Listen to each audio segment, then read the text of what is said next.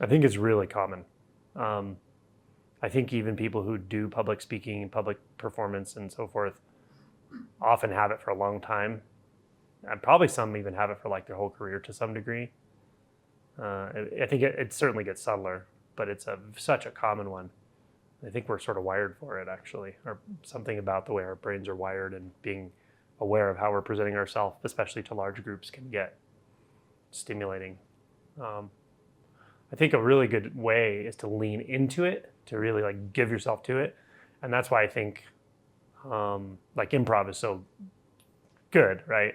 You kind of have to like raise the stakes. You can't half-ass it. You have to kind of like give yourself to it. Be willing to be a fool, be willing to be, risk humiliation. And then there's a flow to it where you're clicked in, not like too much in your head about it. Where do you feel it? What's the worst that could happen in a scenario where you're doing public speaking? If you imagine doing public speaking or public, whatever is really triggering for you that you can remember in the recent past, does that bring up any more physical sensations around it?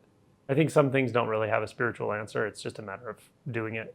Just putting yourself in those situations and accepting the fact that you can't snap your fingers and make these body minds respond in some idealized way. Like you may have an increased heart rate every time you speak or right before you do. So be it. You may feel blank or feel like you don't know what to say sometimes. So be it. But truly with practice and just with repetition, it tends to just calm down and settle down. But it's always valuable, I think, to just check in too and say, is there something that feels stuck emotionally? And what is the fear of humiliation about? Or is it a fear of humiliation? But usually with public speaking or performance, the fear of humiliation is often prominent. That's what it is. Like you're going to mess up, screw up, be exposed, look like a fool, get laughed at, get rejected socially. Those are and so we can look at, well, where'd those come from? We all have them to some degree, but is there a personal version of it that happens to do with me? Was I humiliated when I was younger? What is the cost of using that one event of my life or that one moment